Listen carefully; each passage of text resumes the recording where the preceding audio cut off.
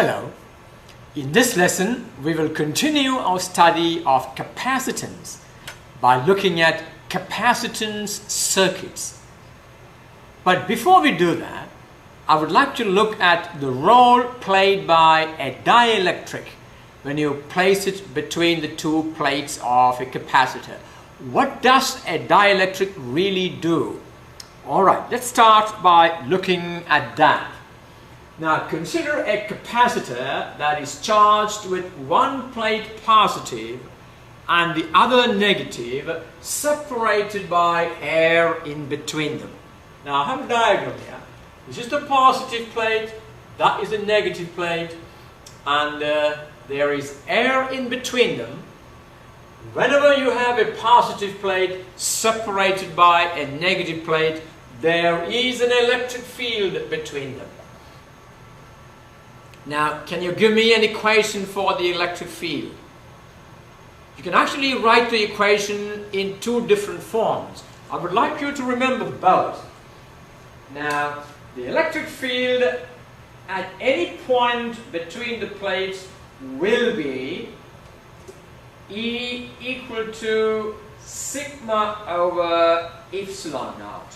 Now, this is the equation we derived way back in the study of electric charges. When you have two plates, one positive and the other negative, the electric field in between them anywhere will be a constant given by sigma over epsilon naught. Now, that's something that we have been using in solving problems. Another equation that you can obtain for the electric field is using the potential difference. That is E equal to V over D. Is that right? The electric field is delta V over delta X, the potential difference between the plates divided by the plate separation. In other words, you can see electric field is measured in volt per meter. Now both these must be familiar to you as we proceed. Now, what happens when a dielectric medium is introduced between the plates?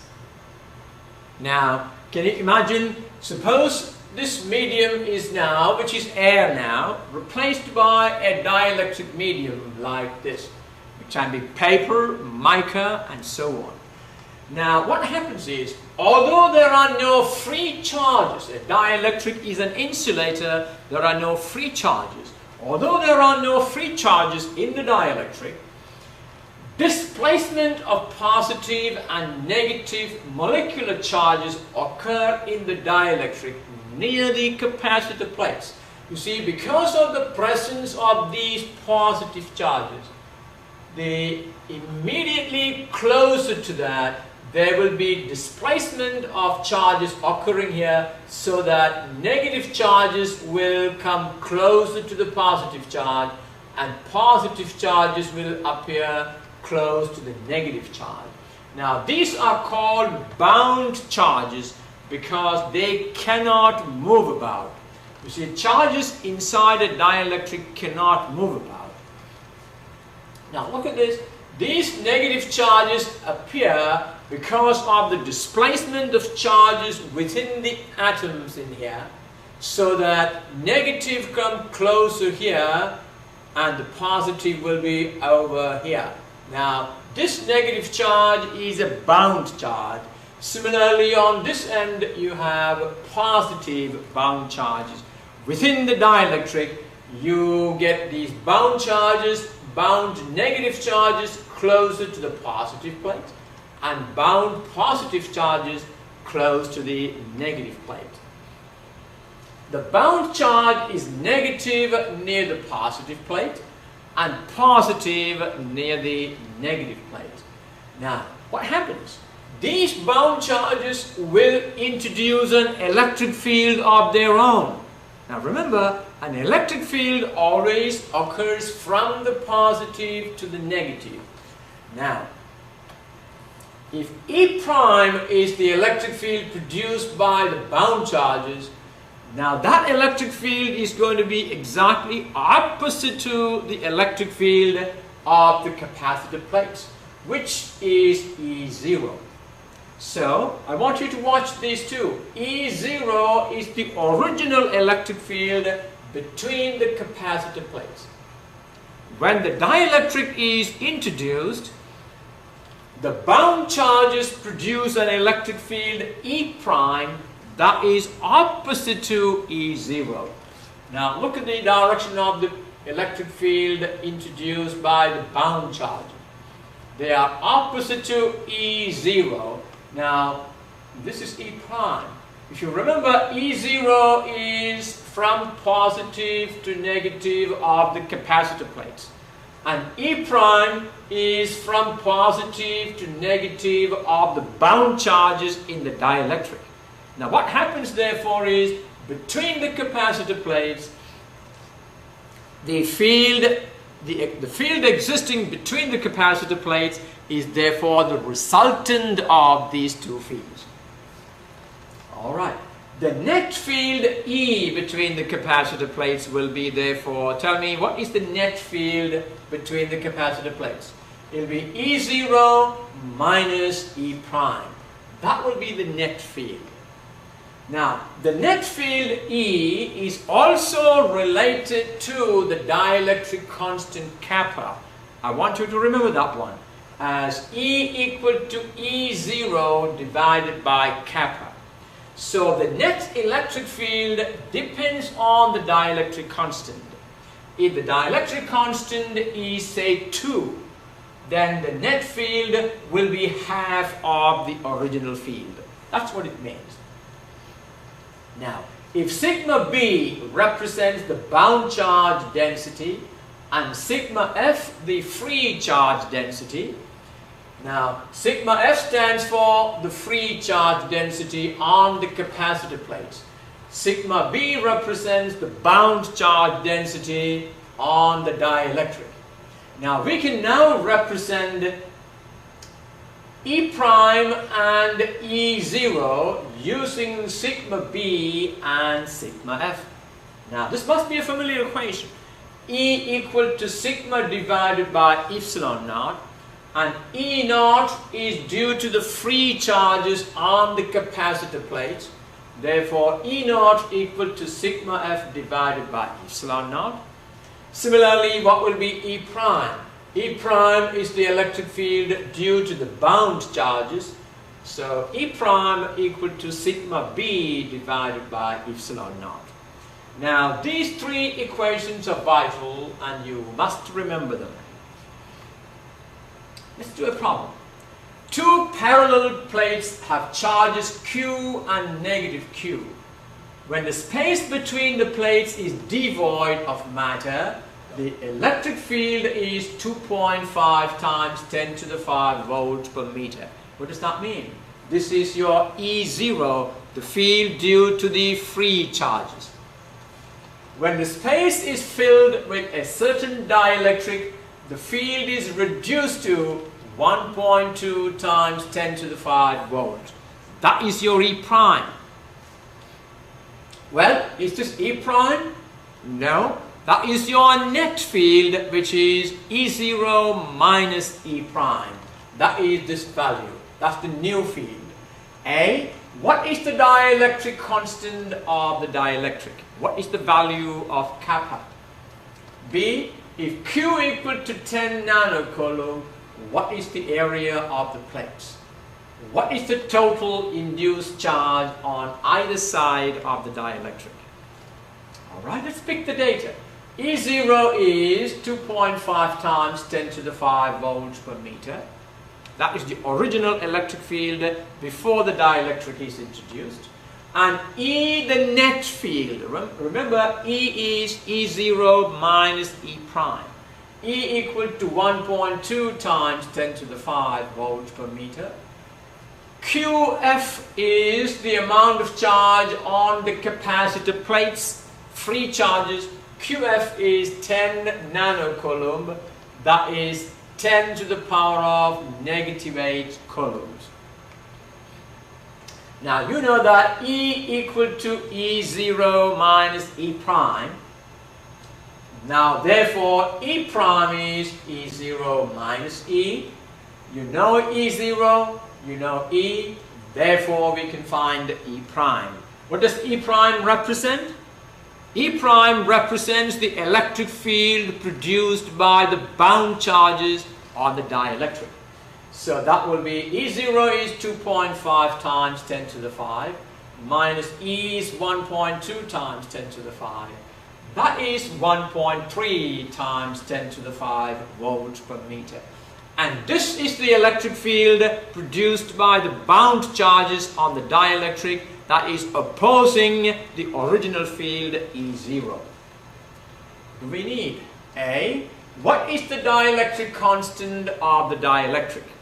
Well, we have a formula E equal to E0 divided by K. The net field is connected to the original field and the dielectric constant.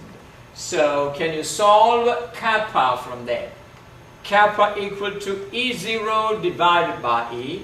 We know E0, we know E, and therefore using those values we get kappa equal to 2.08.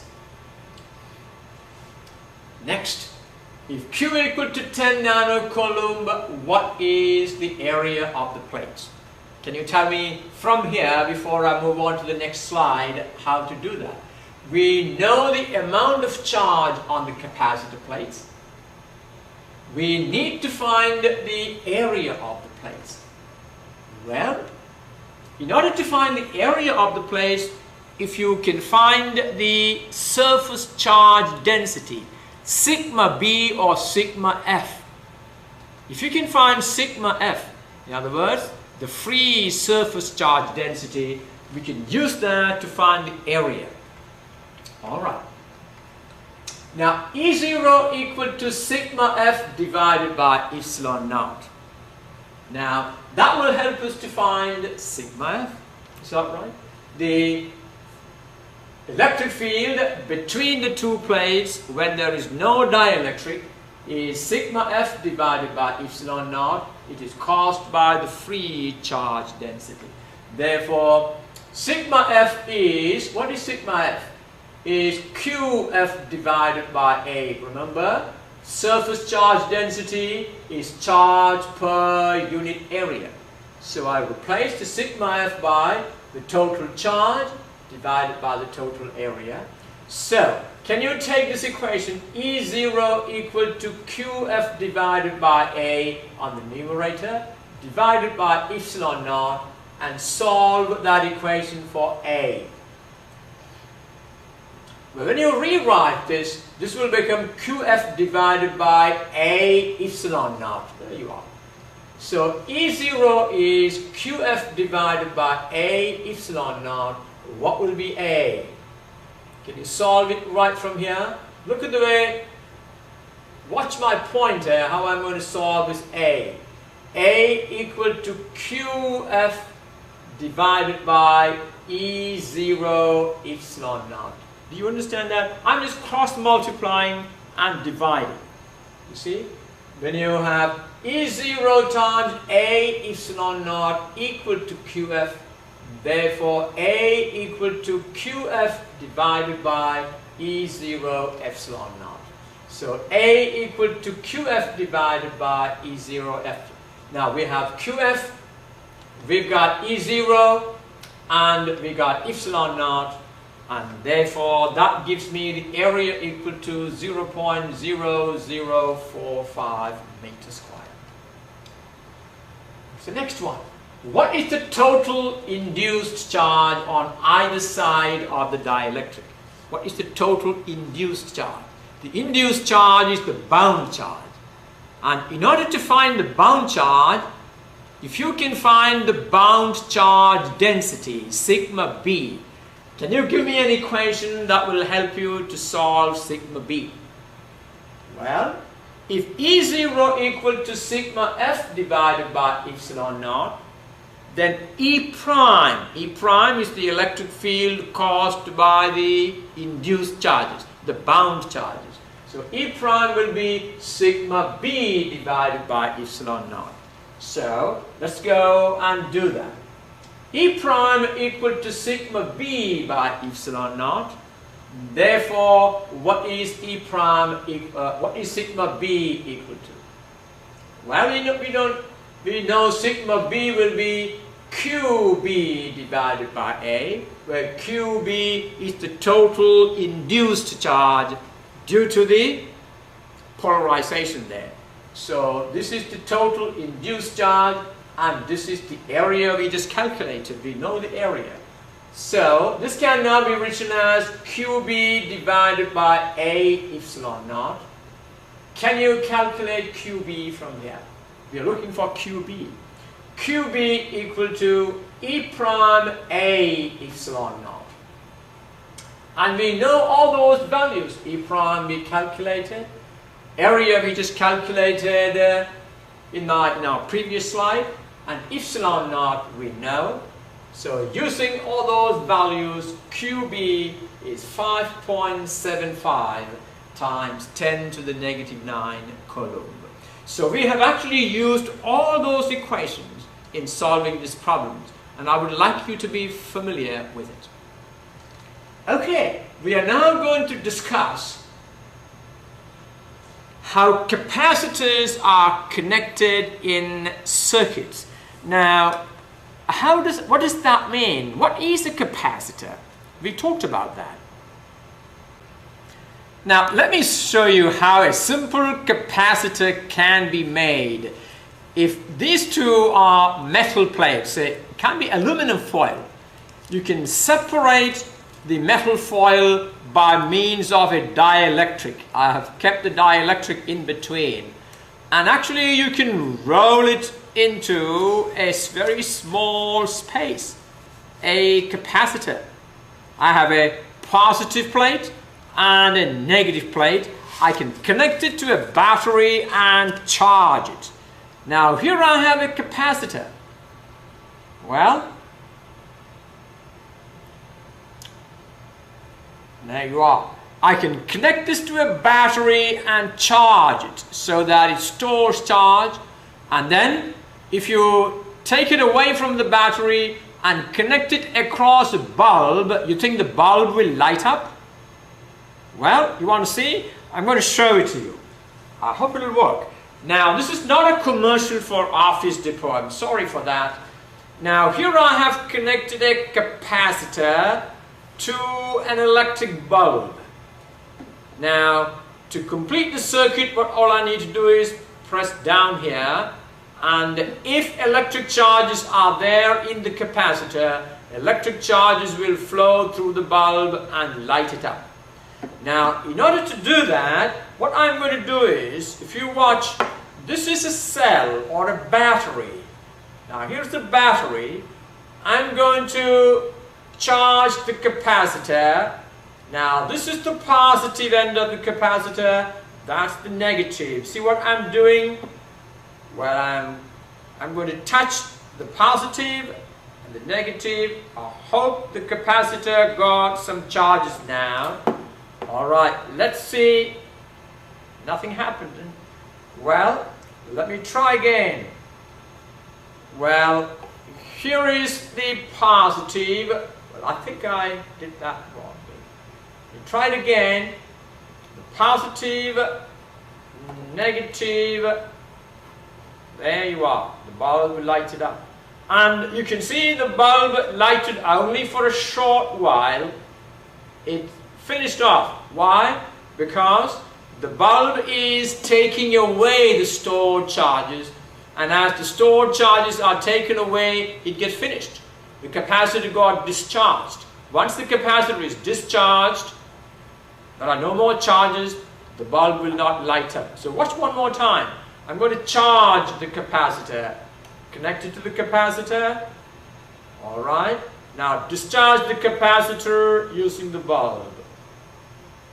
Okay, let's put that away and now talk about capacitors connected in series. Well, let me stay here and show how capacitors can be connected in series. What is the meaning of series connection? Now, here I have 3 capacitors. I'm going to take all that off. I have one capacitor, another capacitor, and a third capacitor. Now, how can they be connected in series? Now, look at the way I'm going to connect them in series. Now, one capacitor, it's got a positive and a negative. The negative connected to the positive of the next. And you connect this to the third, and so on. And finally, connect the ends to a battery, so that you've got 3 capacitors in series.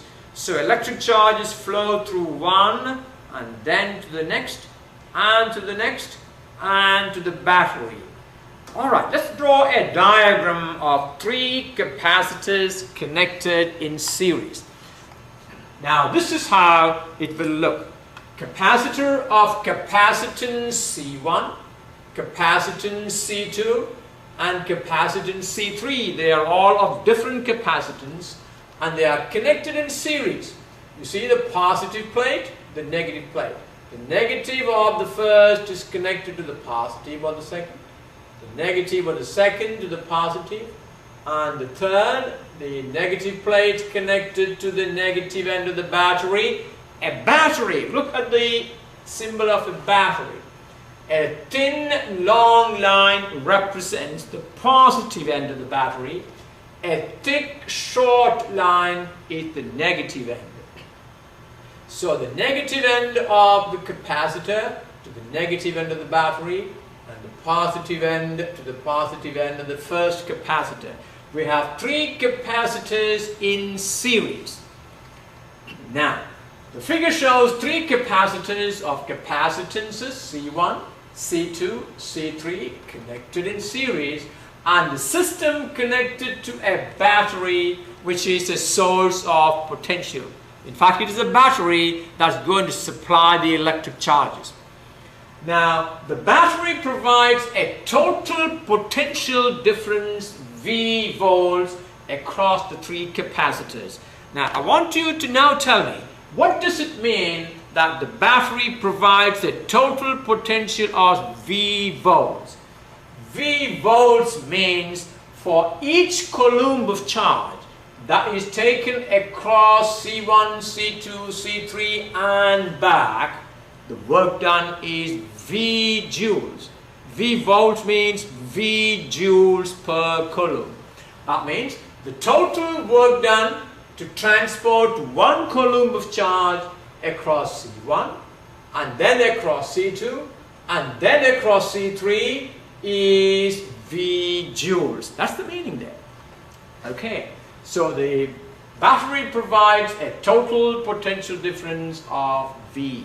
Now, this total potential will be divided among the capacitors. Now, what does that mean? You know that the total potential is the measure of the total work done to transport 1 coulomb of charge across C1, and then across C2, and then across C3.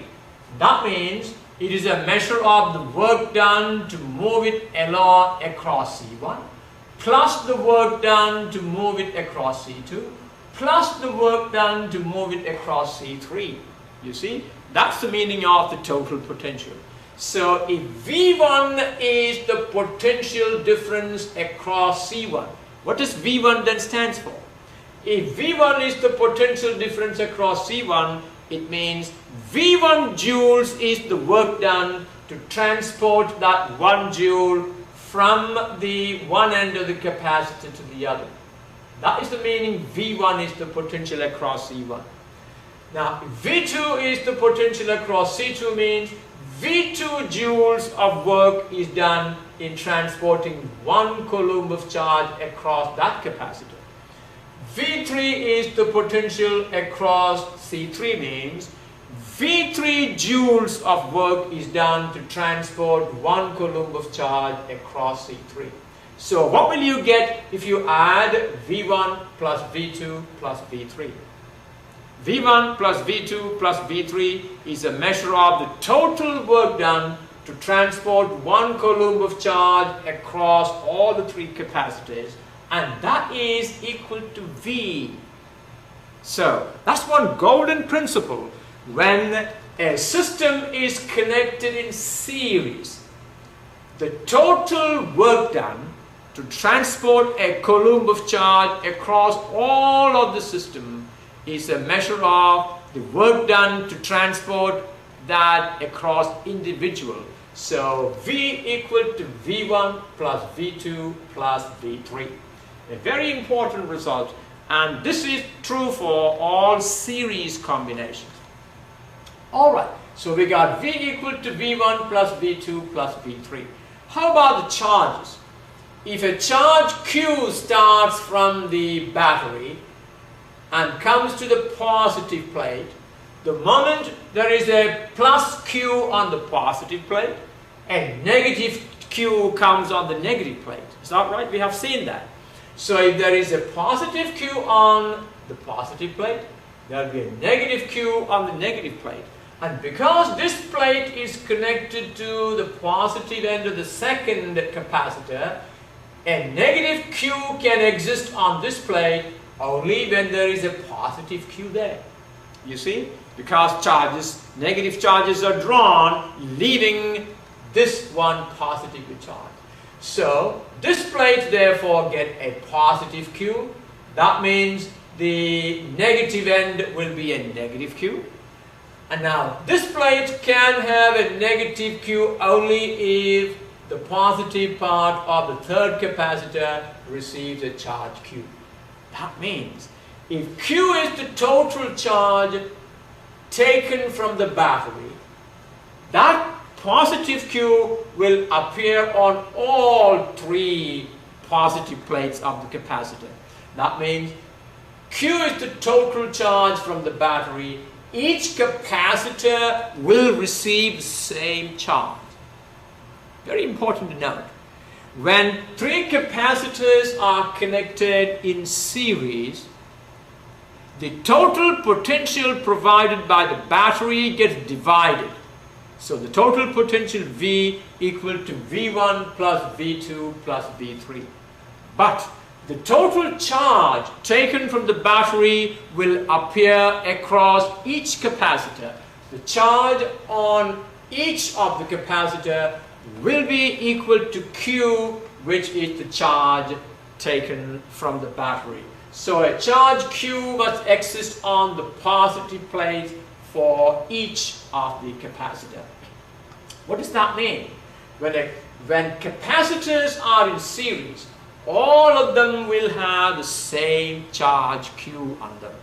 The total charge, the charge on each of the capacitors will be the same, which is the same as the total charge taken from the battery. Okay, so let's start with this equation now. V equal to V1 plus V2 plus V3. What happens if you now divide this equation by Q? You see, Q is the same for all 3 capacitors, which is the same as the total charge. So let's divide that equation by Q. What does that give you? V over Q equal to V1 divided by Q plus V2 divided by Q plus V3 divided by Q. Okay, can anybody tell me what does V over Q represent? V is the total potential given to the system of 3 capacitors, and Q is the total charge given to the system. So what does V over Q represent? If you remember our basic definition of capacitance, what is the basic definition of capacitance? Is C equal to Q over V. Therefore, if C equal to Q over V, what will be then V over Q equal to? Right? If C equal to Q over V, what will be V over Q equal to? You must be able to tell me that V over Q is the reciprocal of the total capacitance. You see, V is the total potential and Q is the total charge. Then V over Q must be 1 over C. Why? Because Q over V equal to C. Therefore, V over Q equal to 1 over C. Tell me then, what will be V1 over Q? V1 is the potential difference across the first capacitor and Q is the charge on that capacitor. Therefore, V1 over Q must be equal to 1 over C1, where C1 is that capacitor. Similarly, V2 over Q must be equal to 1 over C2 and V3 over Q must be equal to 1 over C3. So, this is 1 over C, this is 1 over C1, this is 1 over C2 and this is 1 over C3. We have an equation here, watch this, 1 over C equal to 1 over C1 plus 1 over C2 plus 1 over C3. When three capacitors of capacitances C1, C2, C3 are connected in series, the total effective capacitance of the combination is C. That is the total capacitance of the combination, and that is given by 1 over C equal to 1 over C1 plus 1 over C2 plus 1 over C3. Now tell me, why do you want to connect capacitors in series like this? Now very often, we may not have the correct values of the capacitors available. Now, what is the value of this capacitance? Now, this has a value that is written on the capacitor. I think this is 100 microfarad. Now, I have three 100 microfarad capacitors. If I connect them all in series, what will be the total capacitance of the combination? Now, let me take you to the next slide and ask you to do this. I have three capacitors. Look at this. I've just showed it to you earlier. I have three capacitors, each of capacitance 100 microfarad. If I connect them all in series, what will be the total capacitance of the combination? Well, it will go like this. If C is the total capacitance, well, if C is the total capacitance, then 1 over C equal to 1 over C1 plus 1 over C2 plus 1 over C3, and that will be 1 over 100 plus 1 over 100 plus 1 over 100. Look at that. It will be 0.01 plus 0.01 plus 0.01, which is 0.03. So 1 over C equal to 0.03 microfarad. Tell me, what is C equal to? C equal to 1 over 0.03, which is approximately 33.3 microfarad.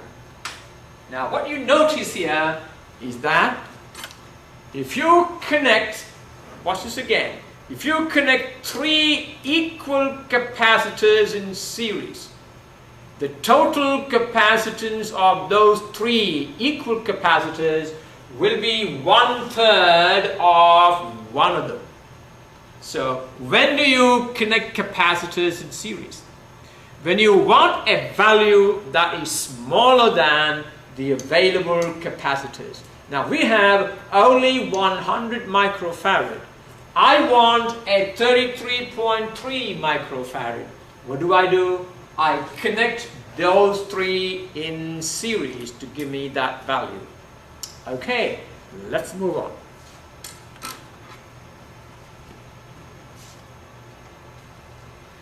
Now, suppose I have two capacitors that are connected in series. what will be the total capacitance C will be? Most often we will deal with just 2 capacitors. You won't go to 3. So let's see a case where we have 2 capacitors connected in series. Then 1 over C equal to 1 over C1 plus 1 over C2.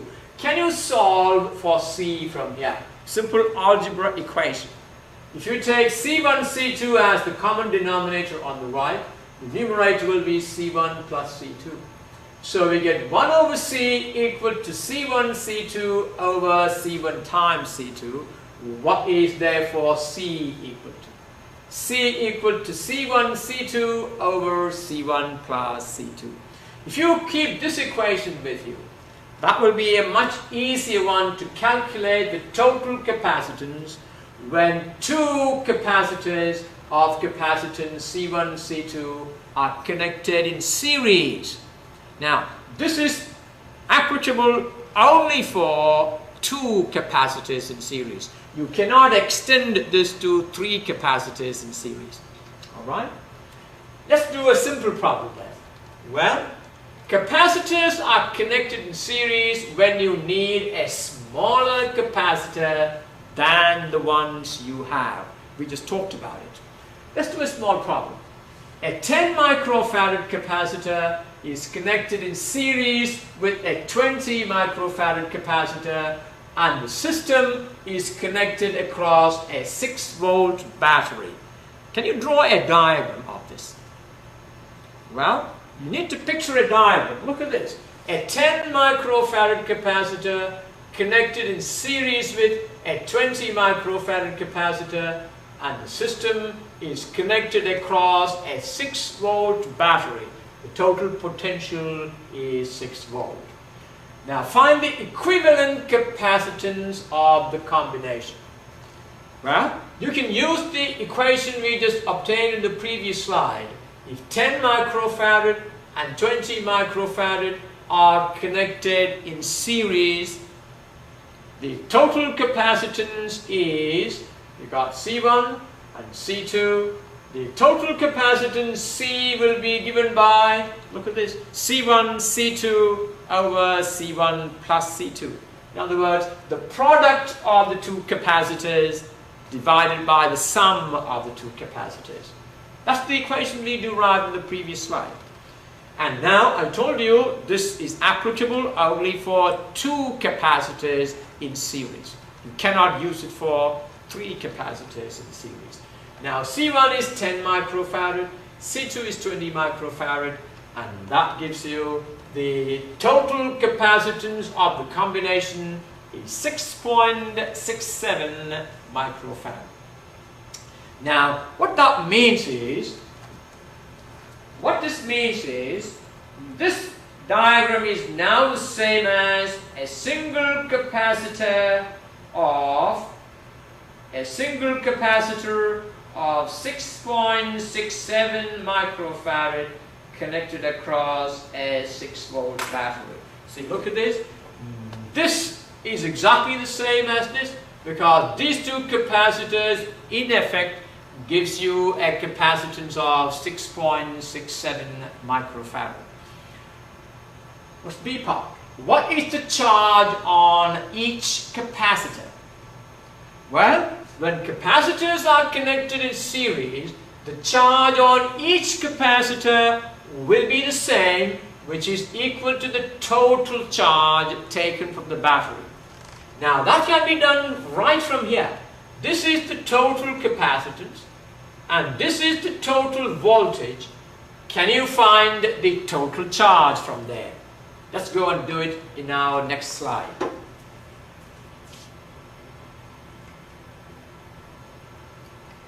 Alright. Now, the charge on C1 equal to the charge on C2 equal to the total charge. Well, if Q is the total charge, then Q equal to CV, where C is the total capacitance, which we calculated at 6.67 microfarad, and V is the total volt, and the total volt is 6 volt. So Q equal to CV, C is 6.67 microfarad. Now I left it as microfarad. I don't need to convert it to farad, because if you leave the capacitance in microfarad, the calculated value of charge will be in microcoulomb. So that's equal to 40 microcoulomb is the total charge. So the charge on the 10 microfarad is 40 microcoulomb. The charge on the 20 microfarad is also 40 microcoulomb, which is the total charge taken from the battery. So once again, when the capacitors are in series, the charge on each capacitor will be the same, which is the total charge taken from the battery. What do you see? Find the potential difference across each capacitor.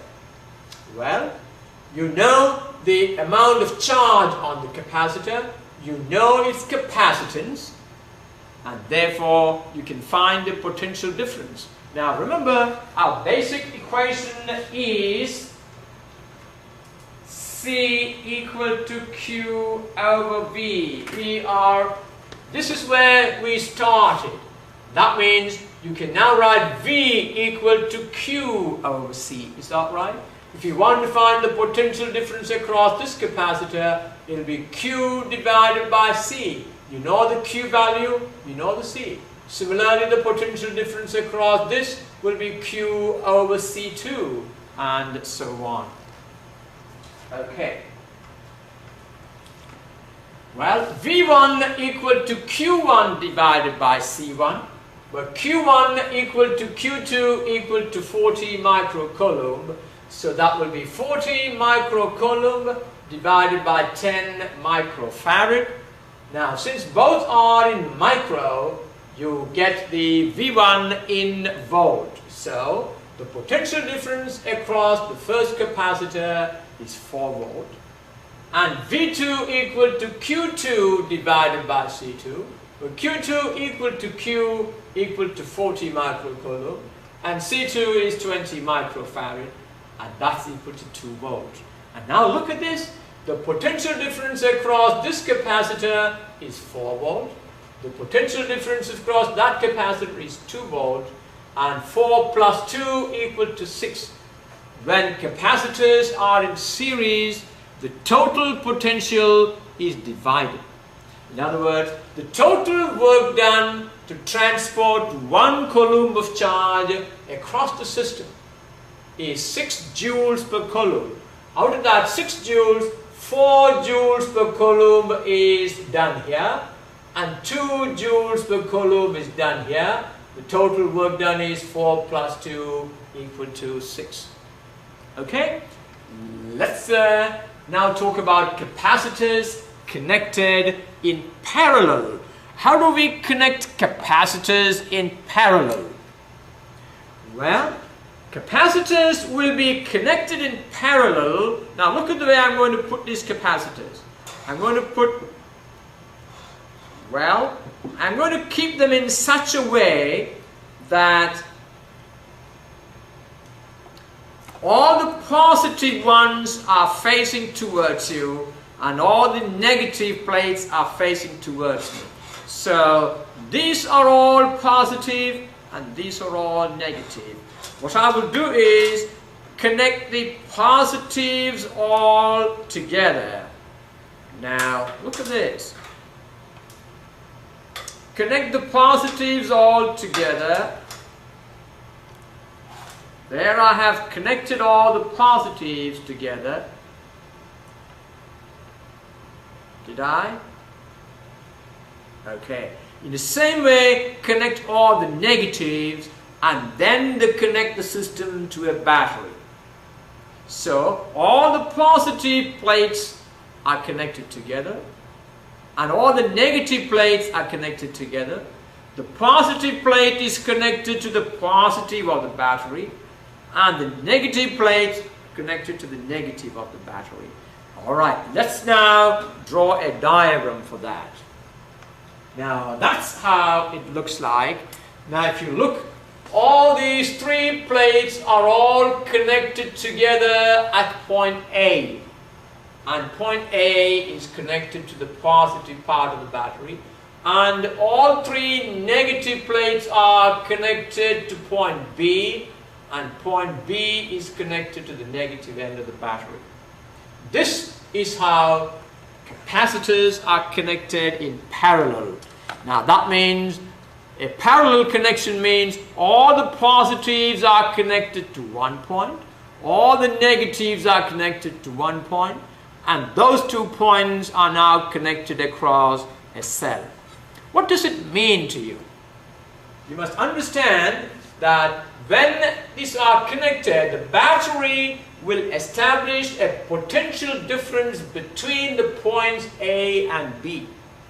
What does it tell you? It tells me that the potential difference across the first capacitor is the same as the potential difference across the second capacitor, is the same as the potential difference across the third capacitor. Well, why? Because they are all connected across the same 2 points. The work done to transport 1 coulomb of charge from A to B, you see, it can go through either C1 or C2 or C3. Now the potential difference across the points A and B will remain the same whether you go through C1 or C2 or C3.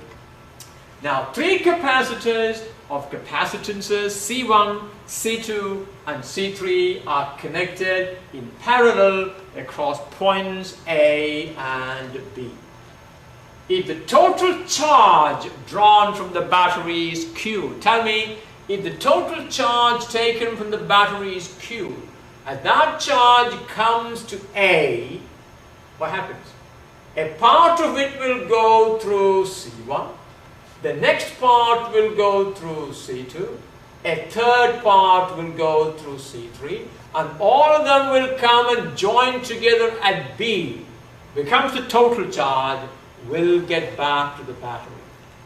So if the total charge drawn from the battery is Q, that Q, the total charge, is now going to be divided among C1, C2 and C3, so that Q1 is the charge on C1, Q2 is the charge on C2, Q3 is the charge on C3, so that, can you give me an equation therefore? What is the total charge Q taken from the battery now equal to? Q equal to Q1 plus Q2 plus Q3. Now look at the difference between a parallel connection and a series connection. In a series connection, a total charge taken from the battery is the same as the charges in each of the capacitor. The charges does not change. But what was the difference there? The total potential got divided there. When it comes to the parallel connection, the charge, the total charge is getting divided. Total charge Q equal to Q1 plus Q2 plus Q3. But what happens to the total potential? Since each capacitor is connected across the same 2 points A and B, you see, potential is a measure of the work done to move unit charge from one point to the other, from A to B. And each of the capacitors is connected between the same 2 points. That means the work done to move from A to B, if you go through C1, or if you go through C2, or if you go to C3, are all the same, which is the same as the total potential.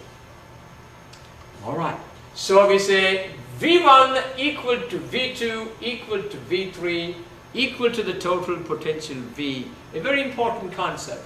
When capacitors are in parallel, each one of them has the same potential difference across each of them, which is the same as the potential of the battery, the total potential. So we got V equal to V1 equal to V2 equal to V3, that's the total potential. Now, we got the total charge is divided, Q equal to Q1 plus Q2 plus Q3. And the total potential is the same. The potential difference across each of the capacitors is the same. So what do I do now? If I can divide each of this by the potential, which is the same for all, so divide this equation by V, what you get? Q divided by V equal to Q1 divided by V plus Q2 divided by V plus Q3 divided by V. Alright, tell me what is Q over V equal to from our definition of capacitance? C equal to Q over V. Q is the total charge, V is the total potential, therefore Q over V is the total capacitance. So, Q is the total charge and V is the total potential. Therefore, if C is the total capacitance, then we can say Q over V. So, what is Q over V equal to? Q over V equal to C, the total capacitance. Alright, tell me what is Q1 over V equal to? Q1 is the charge on the capacitance C1 and V is the potential difference across it. Therefore, Q1 over V is C1. Q2 over V equal to C3. And Q3 over V equal to C3. What does that give you in our equation? That will be C, this is C1, this is C2, and this is C3. So we get C equal to C1 plus C2 plus C3. When capacitors are connected in parallel, the total capacitance is actually the sum of their capacitances. That means if I now connect these three capacitors in parallel, each of them is 100 microfarad. What will be the total capacitance of the combination? It will be C1 plus C2 plus C3, 100 plus 100 plus 100. That will be 300 microfarad. Okay. Now, capacitors are connected in parallel when you need a larger capacitance than the ones you have. So, when you need a smaller capacitance than the one you have, you connect capacitors in series. And when you need a larger capacitance than the ones you have, you connect capacitors in parallel. And that's how you produce the values of capacitance that are not available to you. You can combine capacitances that you have suitably either in parallel or in series or a combination of series and parallel so that you get your desired value. For example, let me show you a combination. Look at the top of the screen. Look at that. One capacitor. Now here I have a parallel combination. Inside the circle I have a parallel combination. Now inside the circle I have a parallel combination, and that is connected in series with another capacitance. You can use any combination in order to produce the desired value you want to achieve. We can now use this demonstration. This is a beautiful demonstration of capacitors in series and parallel. And I have 5 capacitors here, each of them 30 nanofarad. Alright, 5 capacitors, each of them 30 nanofarad. I have now connected 2 of them, C1 and C2. Remember, both equal to 30 nanofarad. And they are connected to, this is a source of potential. We are not worried about that. We are now looking for the total capacitance. Tell me, what will be the capacitance of these 2 capacitors connected in series? They are connected in series. A 30 nanofarad is connected in series with a 30 nanofarad. What will be the value of the capacitance? Well, it will be C equal to C1 C2 over C1 plus C2. Now C1 C2 is 30 times 30 divided by C1 plus C2. 30 times 30 divided by 30 plus 30 will give you what? Actually, there is no need to go into that formula. If you do this, you will know 10 times 10 divided by 10 plus 10. What is 10 times 10 divided by 10 plus 10? Yeah, 100 divided by 20, that is 5. So two 10 microfarad connected in series will give you a 5 microfarad. So two 30 microfarads connected in series gives you 15 microfarads. If two equal capacitors are connected in series, the total capacitance will be half of one of them. You remember we connected 3 capacitors in series, each of them 100 microfarad. What was the total capacitance? 1/3.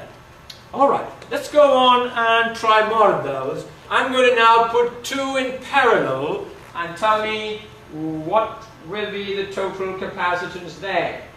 If 2 are in parallel, well, when capacitors are in parallel, their capacitance will add up. Therefore, the total capacitance is C1 plus C2 equal to 60 nanofarad. Alright, let's now put 5 in series. Tell me, what will be the total capacitance when 5 capacitors are connected in series?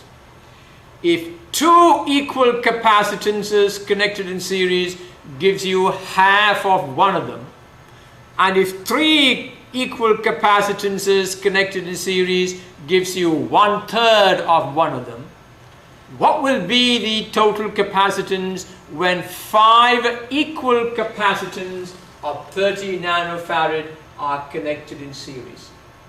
It will give you 1/5 of one of them. It will be 1/5 of 30 nanofarad. That will be 6 nanofarad.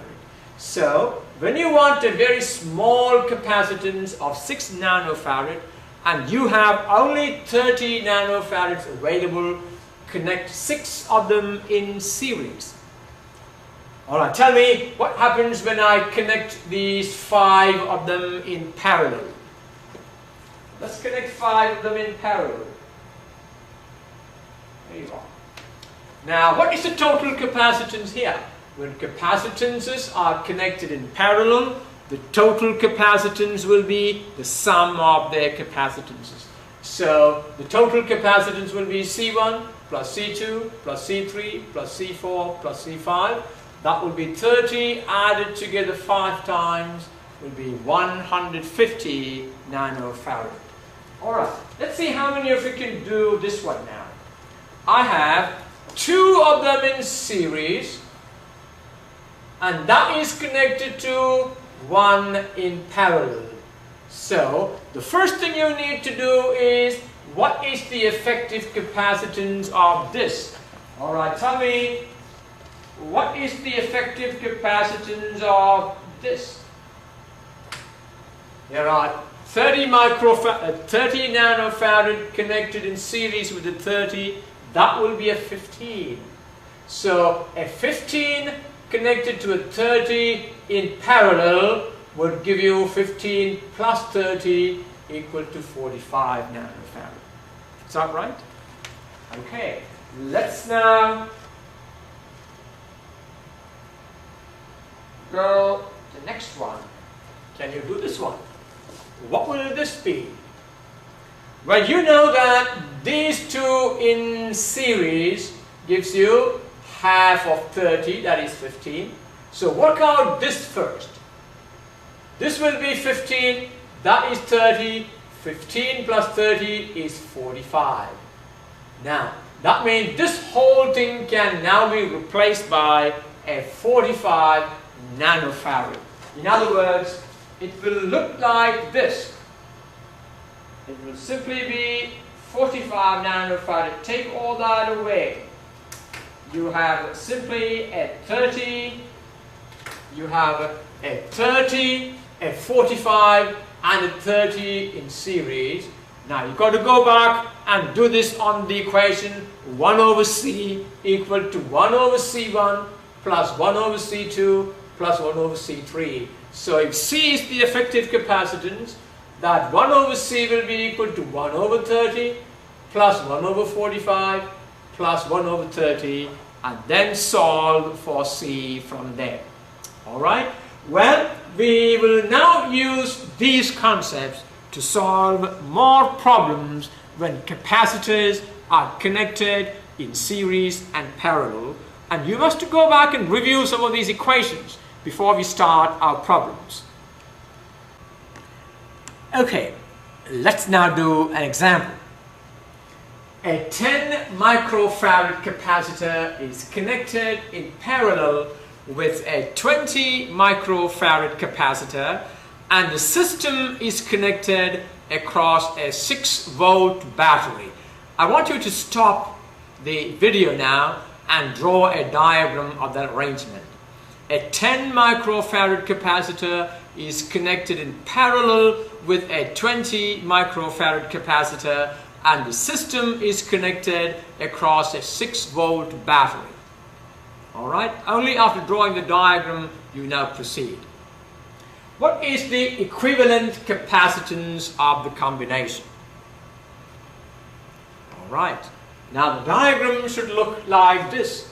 A 10 microfarad capacitor is connected to a 20 microfarad capacitor in parallel. Look at the way the parallel connection is done. The positive of the first and the positive of the second are connected to the point A. The negative of the first and the negative of the second are connected to B, and the battery is connected across the points A, B, so that the total potential is 6 volts. Remember, when you connect capacitors in parallel, each one will have the same potential across, and that will be the same as the total potential. In other words, the potential difference across the first capacitor equal to the potential difference across the second capacitor will be equal to the potential difference provided by the battery. Alright, first let's do part A. What is the equivalent capacitance? What is the total capacitance? If you remember your equation, when capacitors are connected in parallel, the total capacitance will be the sum of their capacitances. So C1 equal to 10 microfarad, C2 equal to 20 microfarad, and the total potential is 6 volt. The total capacitance C equal to C1 plus C2, and that is 10 microfarad plus 20 microfarad is 30 microfarad. What's B? What is the potential difference across each capacitor? We did that. I started after reading the problem, we talked about it. When capacitors are connected in parallel, each will have the same potential across, and that will be equal to the total potential provided by the battery.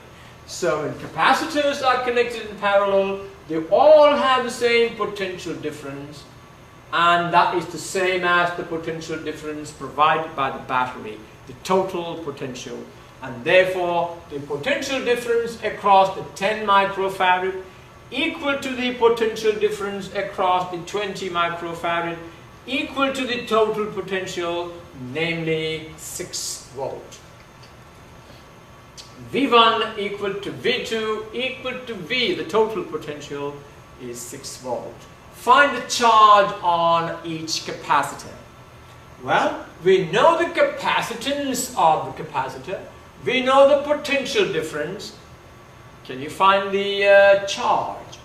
What is the equation? How is the charge related to capacitance and voltage? Q equal to CV. Is that right? Yes.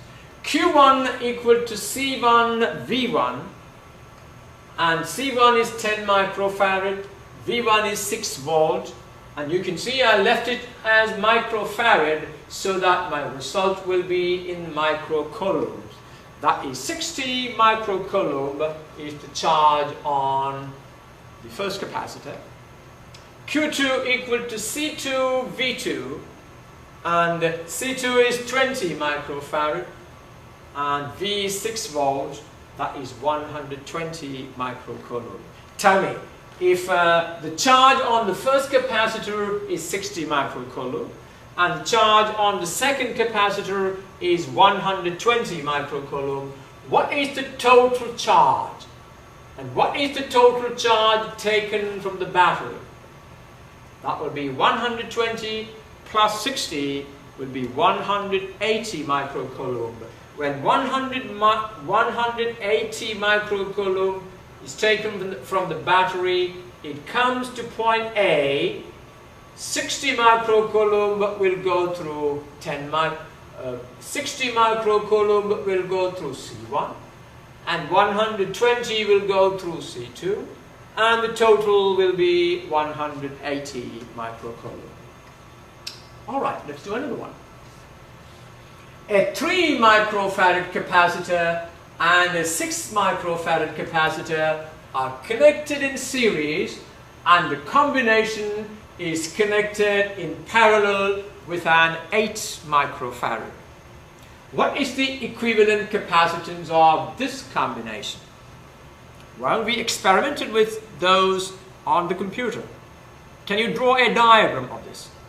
A 3 microfarad capacitor and a 6 microfarad capacitor are connected in series, and that series combination is now connected in parallel with an 8 microfarad capacitor. Alright, look at the diagram there. A 3 microfarad and a 6 microfarad are in series. So you can now find the equivalent capacitance of that. This can be replaced by a single capacitor. What would be the value of that single capacitor? You see, this is the way you must look at it. When they are in series, the total capacitance will be the product divided by the sum. So this can be replaced by a single capacitor of value 3 times 6 divided by 3 plus 6. What is 3 times 6 divided by 3 plus 6? It's a 2 microfarad. So a 3 microfarad connected in series with a 6 microfarad is equivalent to a 2 microfarad. Alright, so let's do that. C1 is 3 microfarad, C2 is 6 microfarad, C3 is 8 microfarad.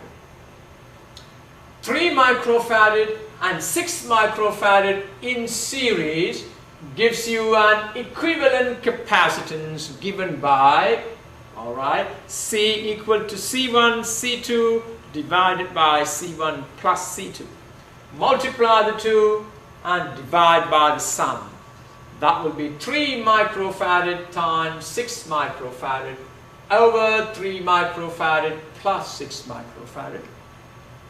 And that will be 2 microfarad.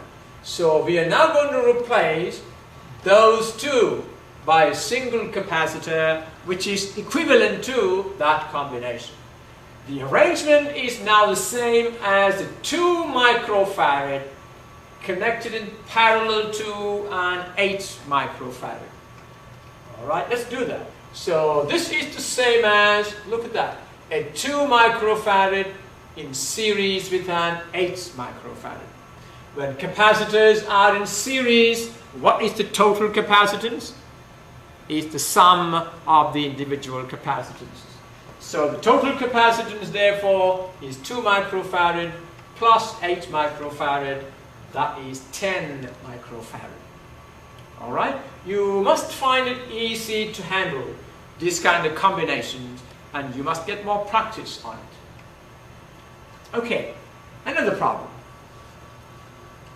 If the potential difference between 2 points A and B is 200 volt, find A, the total equivalent capacitance. I have given you a circuit there. The potential difference between the points A and B is 200 volt. Now what are the things that you need to do?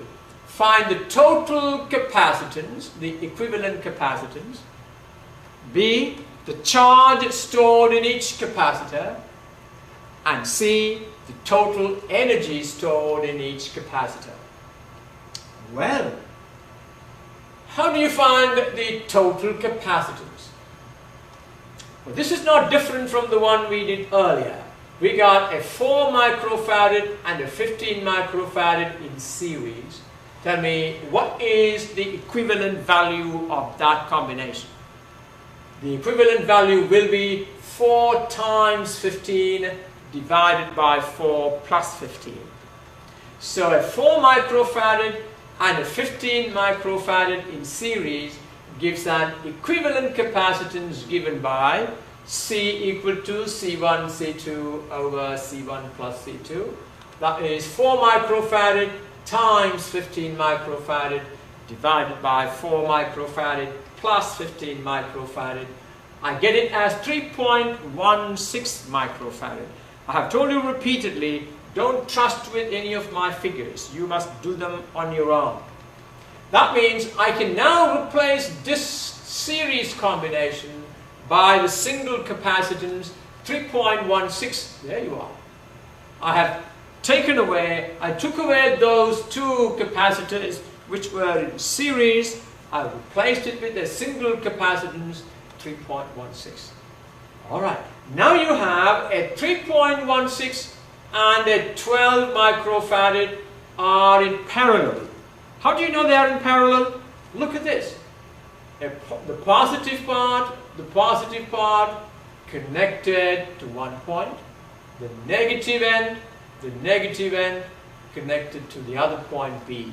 Now they are in parallel. What is the total capacitance of these two when they are connected in parallel?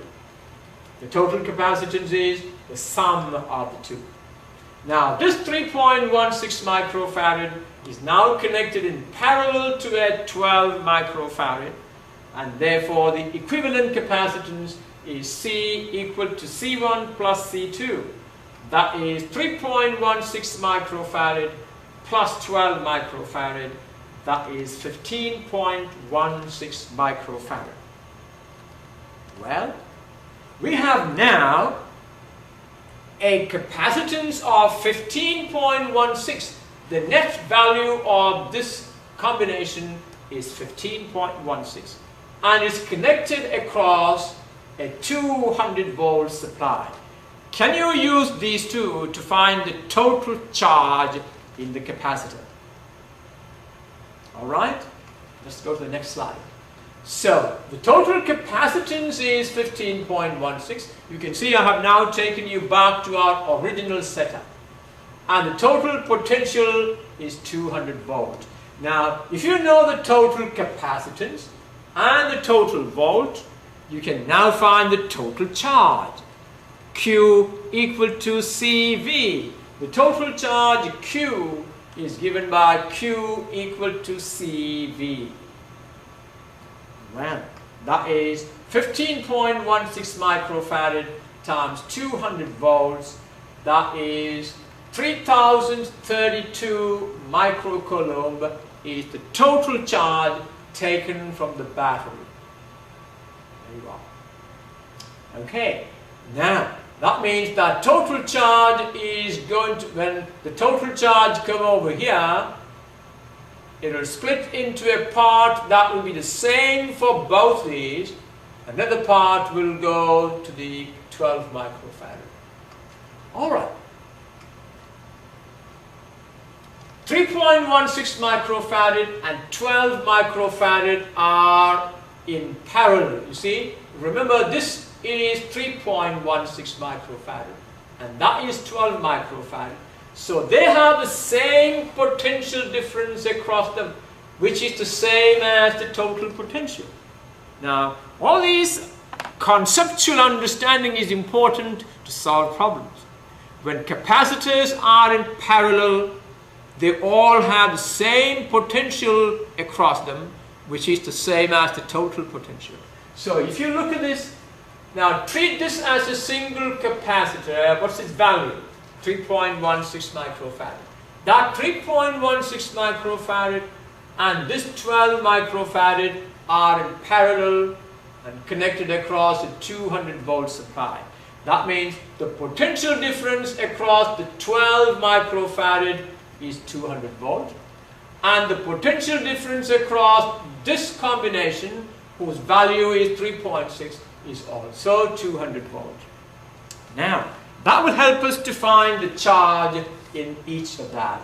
The charge on the 12 microfarad capacitor, Q equal to CV. Well, C, we know the capacitance is 12 microfarad. The potential difference is the same as the total potential, 200 volt. That will be 12 microfarad times 200 volt. That is 2400 microfarad. Now, you can similarly calculate the charge on this combination, which is the 3.16 microfarad. Now, the remaining charge is shared between the 4 microfarad and the 15, and since they are in series, each has the same charge. So look at this. We have a total charge. We calculated the total charge. The total charge is 3032 microcoulomb. So a total charge 3032 arrive at this point. It has two ways. A part of it will go through the 12 microfarad, and then we know that is 2400. Therefore, what is the part that comes through here? It will be 3032 minus 2400, and therefore the charge on this series combination will be 3032 minus 2400, 632 microcoulomb. Each of this will have 632 microcoulomb because they are in series. The charge on each of them will be the same. Alright? Okay, how about C? What is the total energy stored? Well, if you know the capacitance and if you know the voltage, you can calculate the stored energy as 1/2 CV squared. Or, if you know the charge and the capacitance, the stored energy is, anybody recall, what is the energy equation using the charge and the capacitance? Is Q squared over 2C. Well, that will be easier in this case. Well, let's use that 1/2 CV squared for the first capacitor. The total energy stored in the arrangement will be 1/2 CV squared. We don't need to find the energy stored individually. All we need is the value of the total capacitance. Do you remember the value of the total capacitance?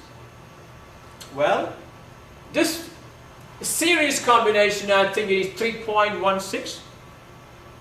Add that to 12, that will be 15.16 microfarad is the total capacitance, and the total voltage is 200 volt. The total energy is 1/2 CV squared. That will be 1/2 times 15.16 is the total capacitance, times 10 to the negative 6. We make that into farad, multiplied by 200 squared.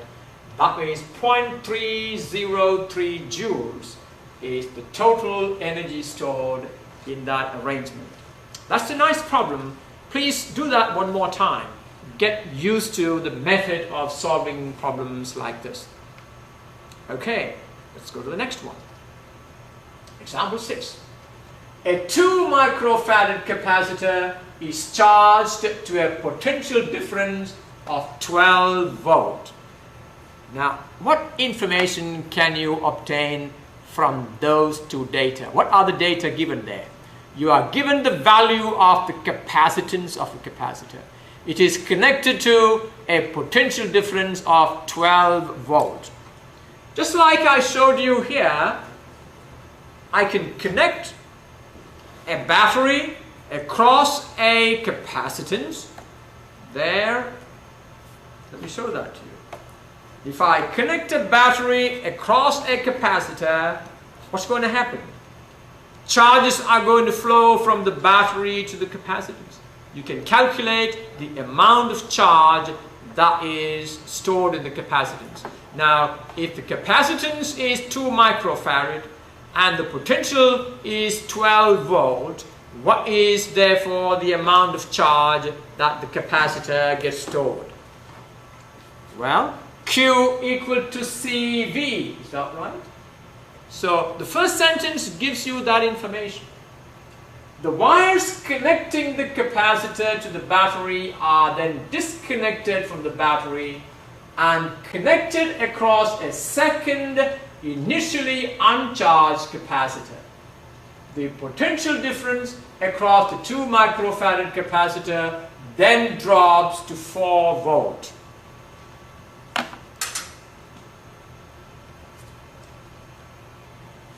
Alright, let's look at an example here. I have a capacitor connected to a battery. I connected a capacitor to a battery and I can measure the potential difference across there. You can see, can you read this?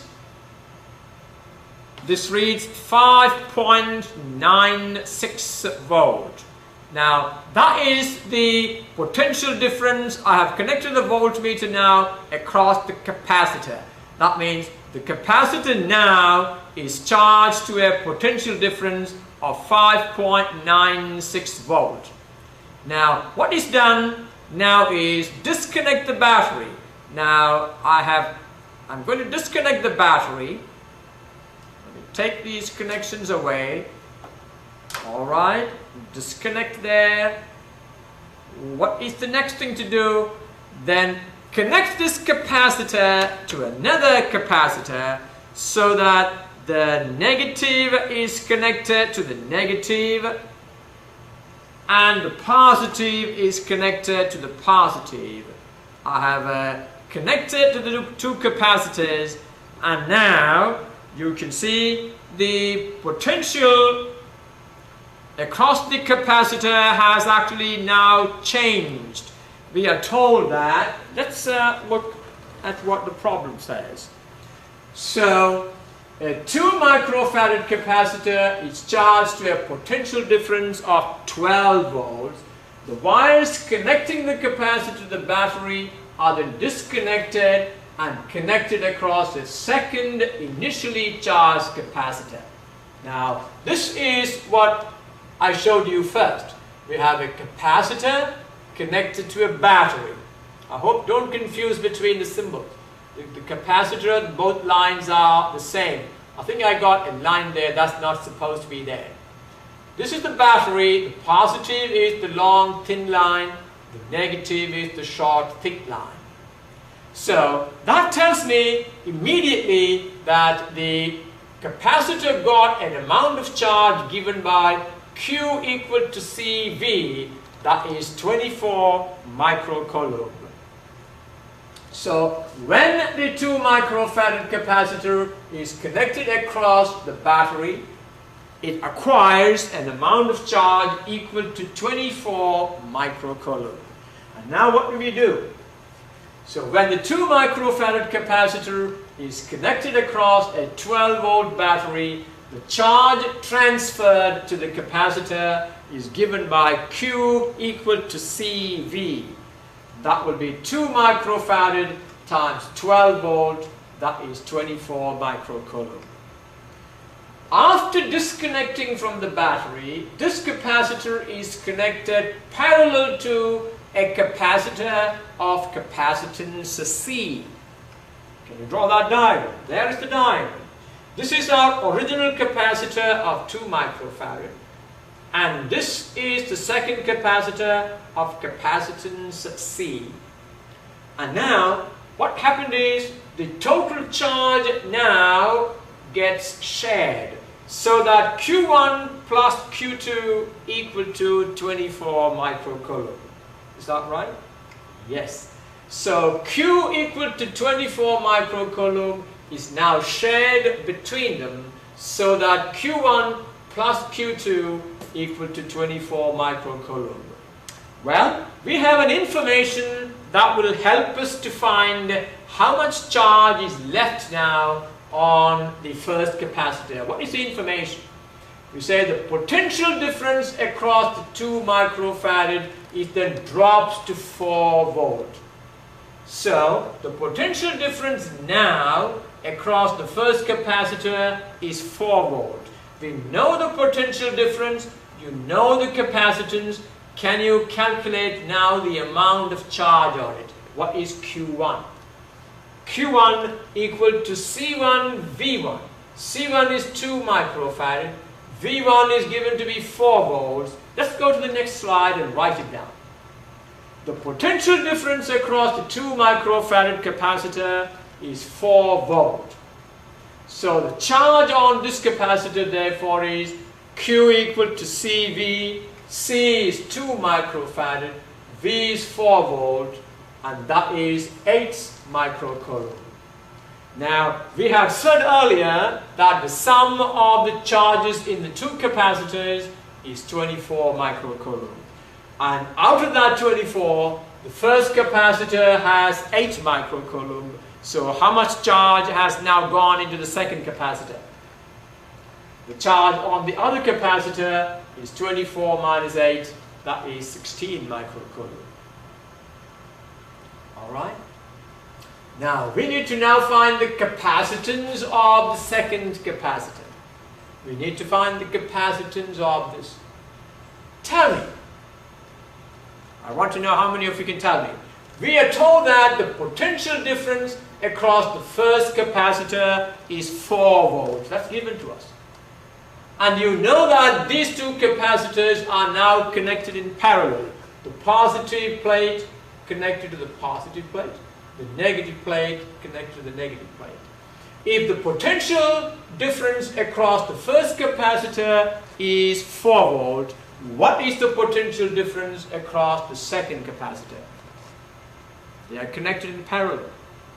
When they are connected in parallel, they have the same potential. So the potential difference across this also is 4 volt. Can you use that information? The amount of charge on this capacitor is 16 microcoulomb. The potential difference across it is 4 volt. And therefore, what is the value of C, capacitance? C equal to Q over V. Alright. Since the 2 capacitors are connected in parallel, they have the same potential difference across them, namely 4 volt. So for the unknown capacitor C, you got C equal to Q over V. Q is 16 microcoulomb and V is 4 volt, and therefore its capacitance is 4 microfarad. Okay. Let's do another one. A capacitor carries a charge of 15 microcoulomb when the potential difference between the plates is V. Alright? Now, when you read the problem, create mental pictures, concentrate. When the charge on the capacitor is increased to 18 microcoulomb, the potential between the plates increases by 6 volt. Now when the charge increased from 15 microcoulomb to 18 microcoulomb, the potential difference increased from V to V plus 6. The potential increases by 6 volt. If the original potential is V, now it is V plus 6. Find the capacitance of the capacitor and the initial and the final voltages. Well, if the initial voltage is V, then the final voltage is V plus 6. So once you know the initial voltage, you also know the final voltage. Alright, how do we do this? Think about it. Well, we have a capacitor of capacitance C, and what do we know? It is given an amount of charge when the potential is V. Can you write an equation connecting the capacitance C, the amount of charge on it, and the potential? Can you write an equation? Yes, of course. Now, we have two situations about this capacitor. Q1 equal to 15 microcoulomb when V1 equal to V. And so, using this we can write C, the capacitance, equal to Q1 divided by V1. That's the first situation. What is the next situation?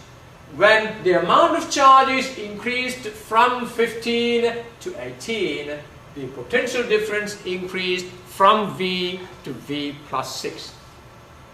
So, let's write this C therefore is 15 times 10 to the negative 6, 15 microcoulomb divided by V.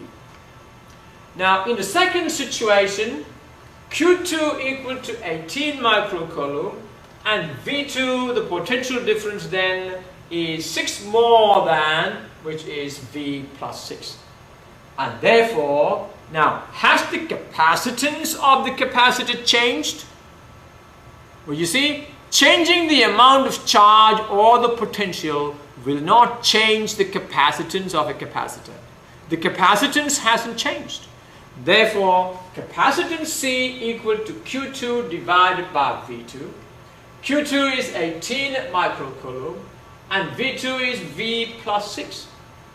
And now, we have both these equal to the same C, the capacitance of the capacitor. So what we can do is, we can take the right-hand sides of each of these equations, equate them, and solve for V. I'm sure you can do that.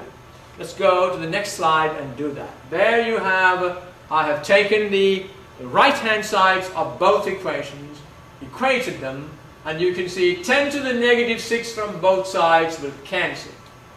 And cross-multiply 18 times V equal to 15 times V plus 6.